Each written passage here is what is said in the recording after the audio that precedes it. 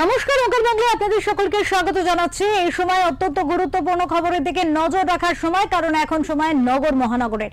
আপনাদের সাথে রয়েছে আমি অপরূপা। ঝালমুড়ির পর ভোটের হাওয়ায় সাত সকালে প্রধানমন্ত্রীকে দেখা গেল গঙ্গা বিহারে। খোশ মেজাজে, চোখে রোদ চশমা, হাতে ক্যামেরা। সোশ্যাল মিডিয়াতে শেয়ারও করলেন সেই অবিস্মরণীয় মুহূর্ত। সঙ্গে দিলেন কিছু ছবি ও ভিডিও।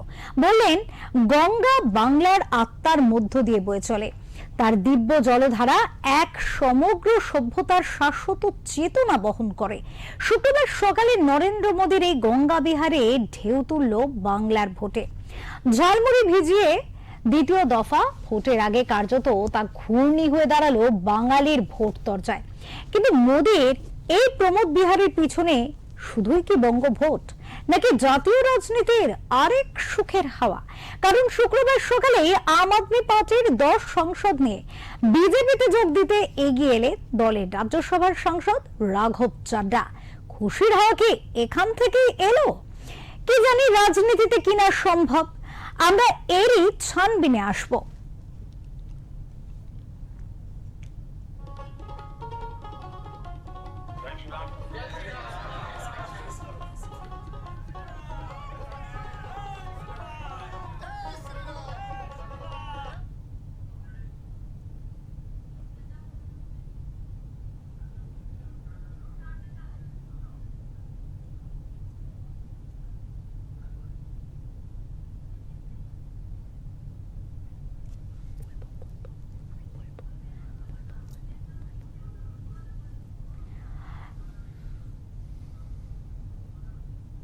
2026-এর নির্বাচনের প্রথম দফা শেষ, দ্বিতীয় দফার প্রস্তুতি যখন তুঙ্গে, ঠিক তখনই বিজেপিতে যোগ দিলেন রাঘব চাড্ডা।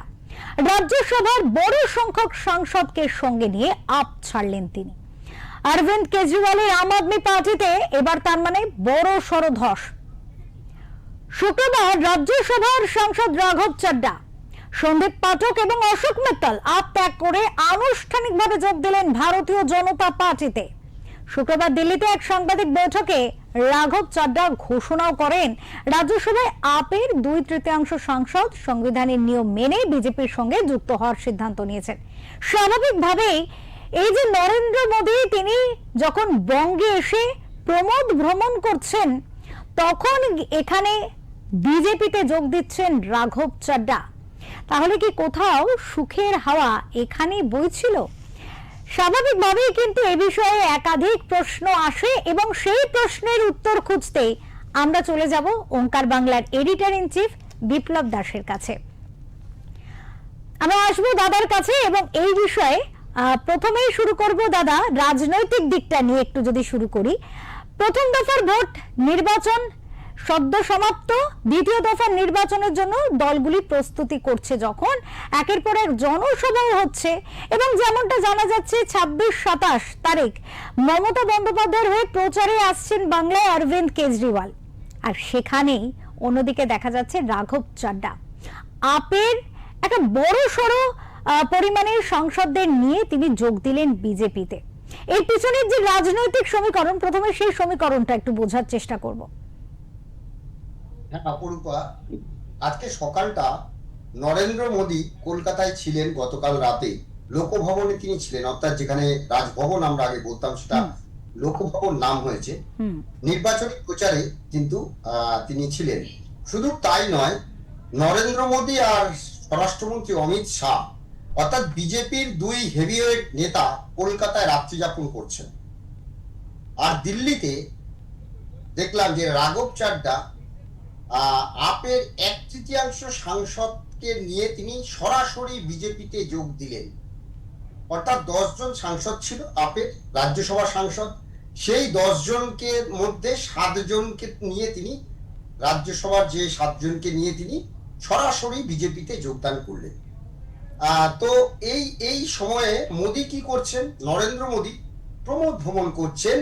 কলকাতার গঙ্গাবক্ষে নৌকোয় তিনি প্রমোদ ভ্রমণ করছেন, হাতে তার SLR ক্যামেরা।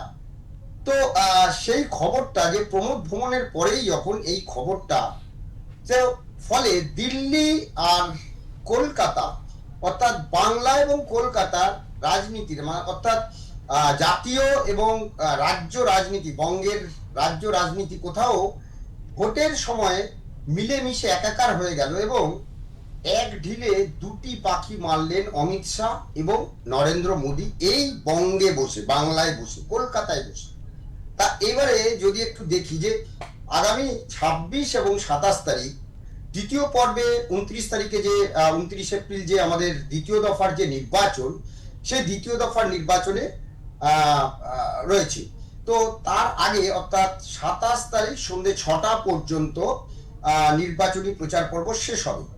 আর ঠিক 26 এবং 27 তারিখ অরবিন্দ কেজরিওয়াল, আম আদমি পার্টির প্রধান, তিনি আসবেন, প্রাক্তন দিল্লির মুখ্যমন্ত্রী, আম আদমি পার্টির তিনি অন্যতম প্রধান সেই নেতা, তিনি আসবেন, এসে মমতা বন্দ্যোপাধ্যায়ের জন্য তিনি প্রচার করবেন। এবং শুধু তাই নয়, টালিগঞ্জ এবং রাসবিহারী দুই কেন্দ্রে তিনি প্রচার করার কথা। এবং তাই নিয়ে তৃণমূলের তরফে কিন্তু ইতিমধ্যে ফলাও করে একটা কি বলে প্রচার কিন্তু ইতিমধ্যে শুরু হয়ে গেছে। আর ঠিক কোথাও যেন চুপটি করে বসেছিল এই বিজেপি। তারা কি করেছে, নরেন্দ্র মোদী এবং অমিত শাহ কলকাতায় রয়েছেন, কিন্তু দিল্লিতে তারা একটা বড় গেম প্ল্যান করে ফেললেন। না, নীতিন নবীন, যিনি বিজেপির কেন্দ্রীয় সভাপতি, আর কি সর্বভারতীয় সভাপতি, তার হাত দিয়ে যোগদান করছেন কে, রাঘব চাড্ডা। কে এই রাঘব চাড্ডা, যদি একটু ছোট্ট করে আমরা বলি আগে। রাঘব চাড্ডা হচ্ছেন যে তিনি আম আদমি পার্টির একজন রাজ্যসভার সাংসদ। তার যদি 2026 সালে তিনি এই 24 এপ্রিল তিনি আম আদমি পার্টি ছেড়ে বিজেপিতে যোগদান করলেন। এবং ব্যক্তিগত জীবনে তিনি হচ্ছেন বলিউড অভিনেত্রী পরিণীতি চোপড়ার তিনি স্বামী। তিনি দিল্লি বিশ্ববিদ্যালয় থেকে স্নাতকোত্তর করেছেন এবং লন্ডন স্কুল অফ ইকোনমিক্সে পড়াশোনা করেছেন।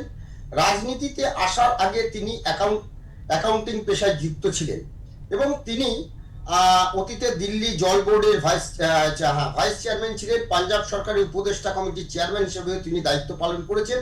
এবং সেই সঙ্গে তিনি সোশ্যাল মিডিয়ায় জেন জি, অর্থাৎ এই যে আমাদের তরুণ প্রজন্মের কাছে কিন্তু খুব জনপ্রিয় একজন কি বলে রাজনীতিবিদ এবং ব্যক্তি, জনপ্রিয় ব্যক্তি বলা যায় একেবারে। এবং দাদা, এখানে আমি একটুখানি বলতে চাইবো যে জনপ্রিয়তা কিন্তু তার দিন প্রতিদিন বেড়েছে। তার কারণ হচ্ছে তিনি দৈনিক জীবনের খুব ছোট ছোট পার্ট, যেগুলো নিয়ে কিন্তু রাজনৈতিক ব্যক্তিত্বরা কখনোই কথা বলেন না, যেমন মোবাইলের বিল থেকে শুরু করে বিভিন্ন রকম ছোট ছোট জিনিস, সেই বিষয়গুলোকে যে তিনি তুলে ধরছেন, তাতে তার জনপ্রিয়তা কিন্তু এই মুহূর্তে কার্যত রাজনীতি ছাড়িয়ে মানুষের মধ্যে, বিশেষ করে যুব সম্প্রদায়ের মধ্যে কিন্তু যথেষ্ট।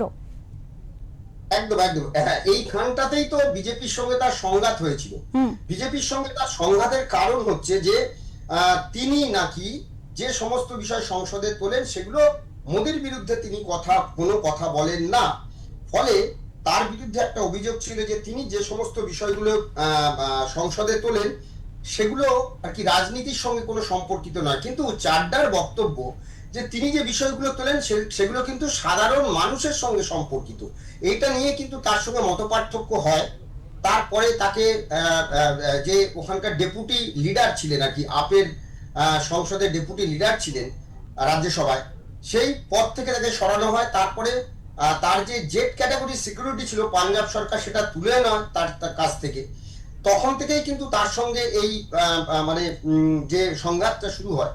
কিন্তু বিষয়টা হলো যে এমন একটা সময় তিনি যোগদান করলেন যখন অরবিন্দ কেজরিওয়াল আসবেন কলকাতায় মমতা বন্দ্যোপাধ্যায়ের হয়ে প্রচার করতে।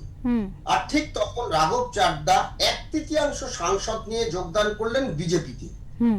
ফলে যেটা হলো, একদিকে কোথাও জাতীয় এবং বঙ্গ রাজনীতি কোথাও মিলেমিশে একাকার। অর্থাৎ যদি আমরা কিছুদিন আগেই দেখি যে সংসদে ওই 16 বা 17 তারিখে যে অন্তর্বর্তী একটা মাঝখানে একটা অধিবেশন ডাকা হয়েছিল, যে মহিলা বিল পাশ করা, তার সঙ্গে আরো দুটো বিল ছিল, সেটা পাশ করতে পারেনি।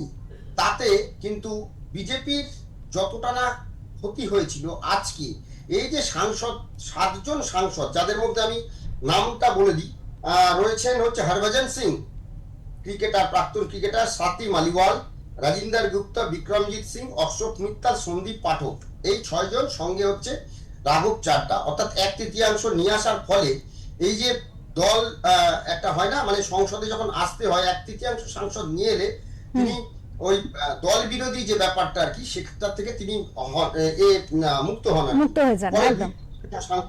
সাংসদ তিনি নিয়ে এসে এখানে যোগদান করেছেন। ফলে ওই তার আর ওই ব্যাপারটাও থাকছে না যে তাকে মানে দল ত্যাগ বিরোধী যে আইনটা রয়েছে সেটাতেও তিনি পড়ছেন না। দাদা এখানে একটা প্রশ্ন রাখবো যে রাজ্যসভায় এতদিন বিজেপির 106 জন এবং এনডিএর 139 জন সাংসদ ছিলেন, এবার এখানে এই যে রাঘব চাড্ডা যে এতজন সাংসদকে নিয়ে যুক্ত হলেন, এটা একদিকে যেমন দল বিরোধী তকমা থেকে তিনি মুক্ত হলেন, তেমন বিজেপি কি অনেকটাই পালে হাওয়া পেল? একদম একদম, যে যেটা বলছিলাম যে এর ফলে যেটা হলো সংসদে মানে রাজ্যসভায় বিজেপি এমনিতে রাজ্যসভার 245টি আসন থাকে এবং বাকি 5টি আসন থাকে, সেটা হচ্ছে রাষ্ট্রপতি মনোনীত সদস্য আর কি তারা হয়, সেটা রাষ্ট্রপতি ঠিক করেন। যেমন আমাদের রাজ্য থেকে রূপা গাঙ্গুলি হয়েছিলেন, ঠিক আছে, তো তারপরে স্বপন দাশগুপ্ত হয়েছিলেন, এরা কিন্তু রাষ্ট্রপতি মনোনীত সাংসদ হয়েছিলেন বাংলা থেকে, রাজ্যসভার সাংসদ হয়েছিলেন।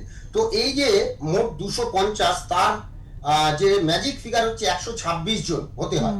হ্যাঁ, বিজেপির নিজেরই ছিল 106, আর আজকে রাঘব চাড্ডা এই 7 জনকে নিয়ে যোগদান করে রাঘব চাড্ডা সহ, ফলে বিজেপির এককভাবে হয়ে গেল 113, 126 থেকে।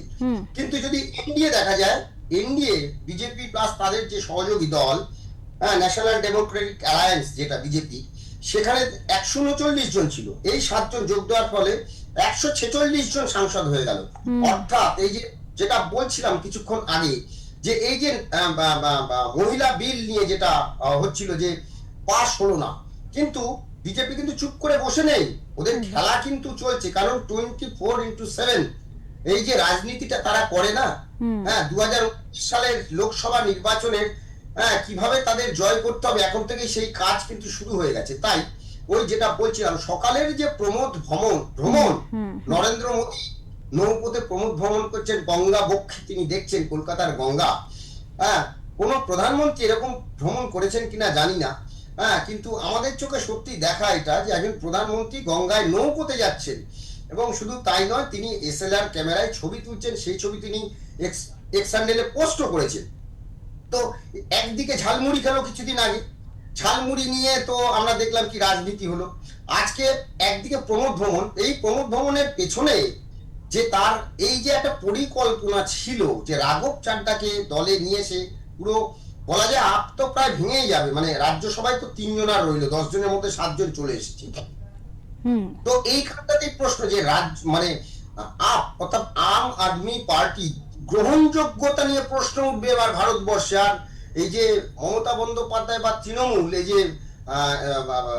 অরবিন্দ কেজরিওয়ালকে নিয়ে যে রাজনীতি এতদিন করতেন, বা ইন্ডিয়া জোট, ইন্ডি জোট যেটা আমরা বলি, ইন্ডিয়া জোটে না, হ্যাঁ, কংগ্রেস রয়েছে, কংগ্রেসের বাইরেও এরা কিন্তু একটা জিঞ্জার গোষ্ঠী, এই যে মমতা বন্দ্যোপাধ্যায়, আপ, ওদিকে এসপি, হ্যাঁ, লালু প্রসাদের দল, এরা একটা জিঞ্জার গোষ্ঠী ছিল। হ্যাঁ, এরা ইন্ডিয়া জোটে আছে, কিন্তু এরা ইন্ডিয়া জোটের সঙ্গে একটা সবসময় ছিল। তো এই যে অরবিন্দ কেজরিওয়ালের যে দল, তিনি যদি 27 তারিখ বা 26 তারিখ এ রাজ্যে প্রচারে আসেন, আমি জানি না যদি রাঘব চাড্ডাকেও প্রচারে নিয়ে আসা হয়, তাহলে ভবানীপুর কেন্দ্রে এই দ্বিতীয় দফার নির্বাচনে যে জনপ্রিয়তা রাঘব চাড্ডা মানে জেনজি যে তরুণ প্রজন্মের কাছে আছে, সেটা কিন্তু এ রাজ্যে ভোটে কতটা প্রভাব ফেলবে সেটা কিন্তু সময়ই বলবে। একেবারে আমরা একটু শুনে নেব রাঘব চাড্ডা, যিনি আজকে আপ ভেঙে তিনি কিন্তু সেখানে চলে গিয়েছেন বিজেপিতে, তারপরে তিনি সংবাদ মাধ্যমের কাছে আবেগপ্রবণ হয়ে ঠিক কি মন্তব্য করেছেন, কেন তিনি এই কাজ করলেন, চলুন শুনে নি সেই বক্তব্য। राज्यसभा में आम आदमी पार्टी के 10 सांसद हैं और 2/3 से ज्यादा सांसद इस मुहिम में हमारे साथ हैं। उन्होंने हस्ताक्षर भी कर दिए हैं और आज सुबह हमने चेयरमैन राज्यसभा को तमाम डॉक्यूमेंटेशन जो कागजी कार्रवाई होती है, सिग्नेचर वाली लेटर होती है, वो सबमिट कर दी है। और जैसा कि मैंने कहा 2/3 से ज्यादा सांसद। मैं आपको इसकी पूरी सूची अभी उपलब्ध करा देंगे। इसमें से तीन लोग तो आपके सामने बैठे हैं। इसके अतिरिक्त world class cricketer Harbhajan Singh हैं, राजेंद्र गुप्ता जी हैं, विक्रम साहनी जी हैं, स्वाति मालीवाल जी हैं, और हम 3 तो आपके सामने बैठे हैं, अशोक जी, संदीप जी और मैं स्वयं। और अभी और भी हैं जो साथ आएंगे।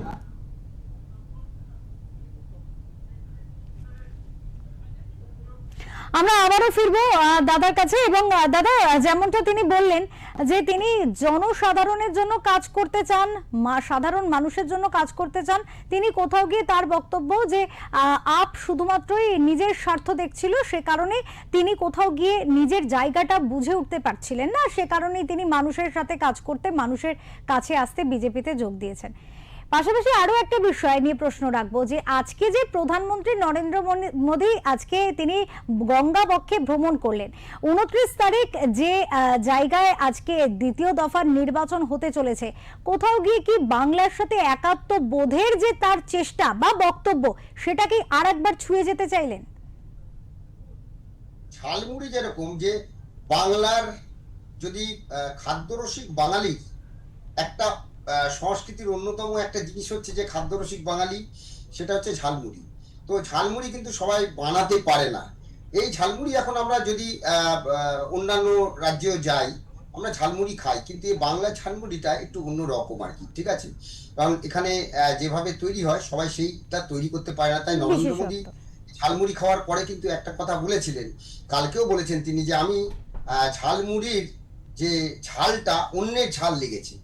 তো আজকে সেই ঝালমুড়ি থেকে তিনি বেরিয়ে গঙ্গা বক্ষে ভ্রমণ করলেন। মা গঙ্গা, তার যে বাংলা বাঙালির যে অস্মিতা, হ্যাঁ, যে একটা, সেটাকে তিনি দেখালেন। যে শুধু মমতা বন্দ্যোপাধ্যায় যেমন আমরা দেখি যখনই তিনি বিভিন্ন জেলায় যান, সেটা নির্বাচনী প্রচারে হোক বা সরকারি নানান রকম অনুষ্ঠানে হোক, তিনি সেখানে গিয়ে সেখানকার যে লোকাল যে সংস্কৃতিগুলো, স্থানীয় যে সংস্কৃতিগুলো, কখনো ধামসা মাদলের সঙ্গে নাচছেন, আদিবাসীদের সঙ্গে নাচছেন, সেদিনও আমরা দেখলাম, হ্যাঁ, যে মমতা বন্দ্যোপাধ্যায় তাদের সঙ্গে নৃত্য পরিবেশন করছেন, কখনো গান গাইছেন, মানে চেষ্টা করা হয় অ্যাটাচমেন্টের দিকে যেতে চাইলেন। হ্যাঁ, মানে সাধারণ মানুষের সঙ্গে, স্থানীয়দের সঙ্গে একাত্ম হওয়া, বাঙালির বিভিন্ন যে সংস্কৃতি, বিভিন্ন জেলার যে সংস্কৃতি, সেই এক এক জেলায় আমাদের এক এক রকম সংস্কৃতি, সেই সংস্কৃতির সঙ্গে একাত্ম হতে চাইলেন। তো এই যে বারবার করে নরেন্দ্র মোদী, অমিত শাহ বা বিজেপি নেতারা এই রাজ্যে আসছেন, তাদের বহিরাগত বলা হচ্ছে, অথচ এই বহিরাগত অর্থাৎ শত্রুঘ্ন সিনহা থেকে শুরু করে যদি ইউসুফ পাঠান, এদেরকে দেখি, তাদেরকে নিয়ে এসে রাজ্য মানে লোকসভায় দাঁড় করিয়ে তাদেরকে জেতানো হচ্ছে, অথচ তারা বাংলাতে ভালো করে কথা বলতে পারছেন না। নরেন্দ্র মোদী যদি সোনার বাংলাকে সোনার বাংলা বলে, সেটা নিয়ে কটাক্ষ করা হচ্ছে। তো তার জবাব কিন্তু নরেন্দ্র মোদী এই ঝালমুড়ি আর এই গঙ্গা বক্ষে ভ্রমণ আবেগ ছুঁতে চাইলেন বাঙালির। একদম দাদা, এখানেই দাদা, এখানেই বলবো যে এই যে আপনি বললেন যে মমতা বন্দ্যোপাধ্যায় যখন জেলায় বিভিন্ন প্রশাসনিক কাজে হোক বা নির্বাচনী প্রচারে যে কোনো কাজেই হোক, দলীয় কাজে যান, তখন তিনি সেখানকার ইমোশনটাকে ছুঁতে চেষ্টা করেন। ঠিক তেমন ভাবেই এই ঝালমুড়ি বা গঙ্গা ভ্রমণ, এই যে জায়গাটা একে একে করে চলেছেন প্রধানমন্ত্রী, কিন্তু এই বিষয়টা নিয়ে যেমন প্রধানমন্ত্রীও বলছেন যে ঝালমুড়ি তিনি খেয়েছেন, ঝাল অন্য কারুর লেগেছে, ঠিক এখানেই কটাক্ষ করেছেন মুখ্যমন্ত্রী। ঠিক কেমন ঝাল তিনি প্রকাশ করেছেন একটু আমরা শোনাবো। আজকে আবার উনি নৌকা বিহার করেছেন। আমি বলি, বাংলার গঙ্গা আর আপনার দিল্লির যমুনা মিলিয়ে নিন। বাংলার গঙ্গা পরিষ্কার, তাই নৌকা বিহার করে হাওয়া খেয়েছেন সকালবেলায়। এটা ভোটের রাজনীতি, ফটোশপিং। চ্যালেঞ্জ করছি, গঙ্গায় নৌকা বিহার করেছেন, ভালো করেছেন, স্বাগত। আমিও যাই চন্দননগরে পুজোর সময় গঙ্গা বিহার করতে করতে, আমি গঙ্গাসাগরেও যাই। আপনি একবার যমুনা নদীতে গিয়ে দিল্লিতে ডুব দিয়ে আসবেন। আজকে আবার উনি নৌকা বিহার করেছেন। দাদা, আমরা শুনলাম যে তিনি যে বক্তব্য রাখলেন, মমতা বন্দ্যোপাধ্যায়, সেখানে তিনি একাধারে যেমন বললেন যে হ্যাঁ তিনিও প্রমোদ ভ্রমণ করেন, চন্দননগরে গিয়ে সেখানে তিনি হাওয়া খান গঙ্গার, ঠিক তেমন ভাবে আবার যমুনার প্রসঙ্গ টেনে এনেছেন। তো কোথাও গিয়ে কি যমুনা গঙ্গাকে আলাদা ভেদাভেদ, সেই একটা ভেদাভেদের রাজনীতি কি তুলে ধরতে চাইলেন? এটাই তো স্বাভাবিক যে আসলে সময় কোথাও না গঙ্গা বিহার মানে করতে করতে কোথাও মমতা বন্দ্যোপাধ্যায় যে রাজনীতি করেন হুম তিনি সবসময় কিন্তু মানুষের একটা পালস বোঝেন, হুম কিন্তু সেই পালসটা কিন্তু 2011 সাল আর 2026 সালের মধ্যে বিজেপি নেতারা বোধহয় 2011 সালে 21 সালে বুঝতে পারেনি। হুম এইবারে না বাঙালির সেই পালসটা কিন্তু বিজেপি নেতারা বুঝতে পড়ে গেছে যে বাঙালি অস্মিতা, বাঙালির কালচার অর্থাৎ বাঙালির সংস্কৃতি, বাঙালির খাদ্য, বাঙালি কি খেতে ভালোবাসে, এই যেগুলো নিয়ে একটা নেগেটিভ প্রচার করছিলেন তার পাল্টা যেভাবে দিচ্ছেন, তো মমতা বন্দ্যোপাধ্যায় বা তৃণমূল কংগ্রেস এই প্ল্যানিংটা, এই পরিকল্পনাটা কিন্তু ভাবতে পারেনি, আর ভাবতে পারেনি বলেই কিন্তু যে কোনো বিষয় নিয়ে কটাক্ষ করছে। এইটা কিন্তু আমি জানি না মানে সাধারণ মানুষের কাছে দেখো, আমরা যদি কোনো অন্য রাজ্যে যাই আমরা কি করি, সেখানকার যে খাবার, আমরা তো সেখানকার খাবার খাই, কেন খাই, যে টেস্ট করি, যে আমরা তো মাছ ভাত বাঙালি, কিন্তু বাইরে গেলে আমরা সেখানকার, যদি আজকে আন্ধ্রাতে আমরা যখন গেছিলাম সেখানে যে কোনো জিনিসেই কিন্তু কারি পাতা, সেখানে ইডলি ধোসা, বা আন্ধ্রার আমরা ওখানে যখন ছিলাম বিরিয়ানি, বা উড়িষ্যায় যখন যাই সেখানকার যে খাবার, দিল্লিতে যখন যাই, তো স্থানীয় খাবারের সঙ্গে তো আমরা প্রত্যেকে একটু একাত্ম হতে চাই, ঠিক আছে। তো সেই রাজনীতিটা এখন বলছিলেন, তো প্রধানমন্ত্রী কিন্তু সেই জায়গাটাতেই ধরেছেন বা সেই জায়গাটাই করছেন, এইটাকে নিয়ে কটাক্ষ করে রাজনীতিতে নিয়ে আসছেন। এইটা তৃণমূল কংগ্রেসের পক্ষে কতটা মানে তাদের প্রচারে তারা সাফল্য পাবে, এইটা নিয়ে কিন্তু একটা প্রশ্নচিহ্ন থেকে যায়। একেবারে অনেক ধন্যবাদ দাদা আপনাকে। আমরা এতক্ষণ আলোচনায় ছিলাম যেখানে আজকে সকাল দেখা গেছে যে গঙ্গা বক্ষে প্রমোদ বিহার করেছেন, ছবি তুলেছেন, মানুষের বাঙালির আবেগকে ছুঁতে চেয়েছেন প্রধানমন্ত্রী নরেন্দ্র মোদী। কিন্তু শুধুই কি তিনি আবেগকে ছুঁতে চেয়েছেন বা গঙ্গাকে উপভোগ করতে চেয়েছেন, গঙ্গার সৌন্দর্য, নাকি কোথাও গিয়ে দিল্লিতে চলা রাজনৈতিক যে একটা বলা যেতে পারে কূটনৈতিক কৌশল, সেই কৌশলটাকেই তাড়িয়ে উপভোগ করেছেন, যেটা রাঘব চাড্ডা আপ থেকে সরে এসে বিজেপিতে নিজে যুক্ত হয়েছেন, পাশাপাশি 7 জন সাংসদকে নিয়ে যুক্ত হয়েছেন। এই যে বিষয়, এর আগামীতে রাজনৈতিক ক্ষেত্রে প্রভাব কতটা, এবং 29 তারিখ যে দ্বিতীয় দফার নির্বাচন, তাতে প্রভাব কতটা পড়বে সেটাই দেখার। আপাতত এ পর্যন্তই। দেখতে থাকুন ওঙ্কার বাংলা।